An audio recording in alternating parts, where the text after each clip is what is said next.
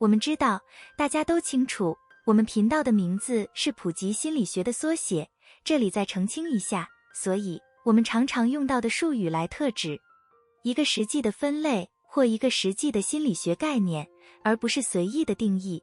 在这个前提下，取悦别人的人不仅仅是为别人做好事的人，这是一种出于所有错误的原因而对人友善的做法，也许并没有意识到这些理由是错误的，也许会告诉自己某些道理，因为真相难寻，好并不总是善良。看看蝙蝠侠，友善的力量，是的，很好，而对蝙蝠镖来说就不是了。或者杰克鲍尔是好人吗？是的，开玩笑呢，是吧？真相可能会让人不舒服，那么也许需要一些解释，为什么做一个讨好别人的人实际上是自私的？那我们就来细说一下。一，它会耗尽你的精力，让你没有余地做其他事情。最基本形式的自私就是为自己着想，这就是一个正经爱讨人喜欢的人所做的，大部分时间和精力花在关注别人对自己的看法上。涉及到其他人的想法，100%都是基于我能说什么来迎合，或者我该怎么做才能让他们对我有好感，甚或者会感激我。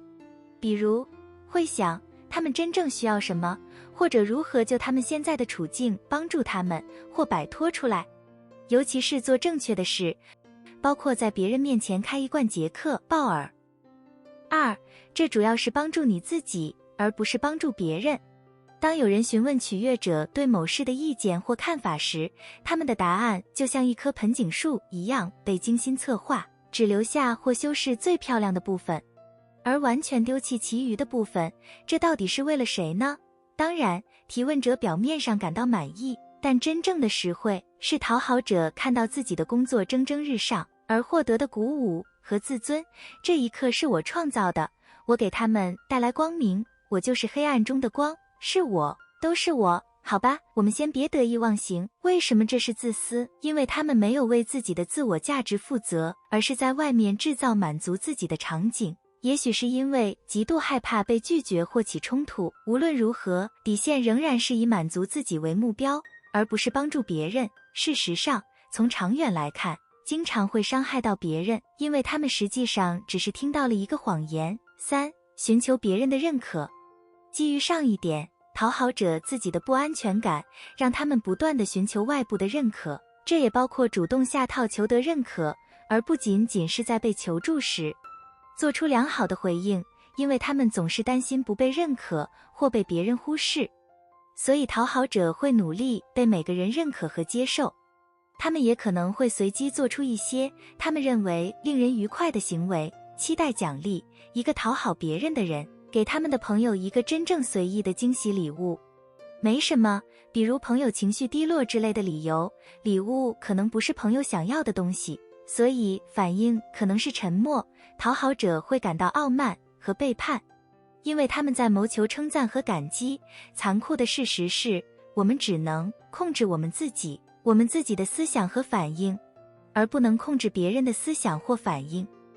四，你从一个空虚的地方开始，更像是真空，空间上的空无一物，需要心满意足。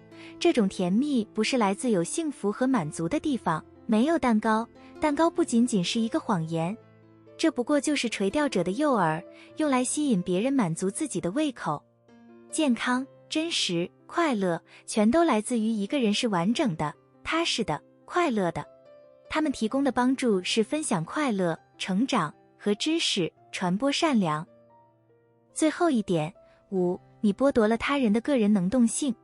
如果需要，一定要帮助自己的朋友，但一厢情愿的帮助就是另一回事了。强加于人的帮助弊大于利。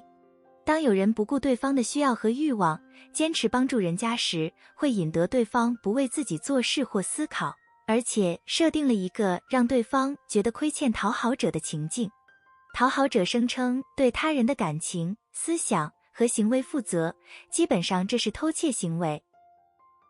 谢谢大家观看和收听这支影片，这很可能意味着你的心思正确，想做得更好，来帮助别人，首先要对自己好，要明白真正的好，意味着在满足别人的需求和满足自己的需求之间找到并保持一个适中位置。这可能很难，尤其是当一个人长期坚定地站在一边的时候。我的小伙伴，帮助一直都在，将引导我们走上真实的路，所以我们不是没有出路。这些观点有没有让大家从不同的角度看待自己或他人的行为？小伙伴们对取悦者还有什么困惑的例子吗？欢迎在下面评论区留言讨论，并把影片分享给更多可能从中受益的小伙伴。如果真心喜欢这支影片，记得点赞，但不是要取悦我们啊！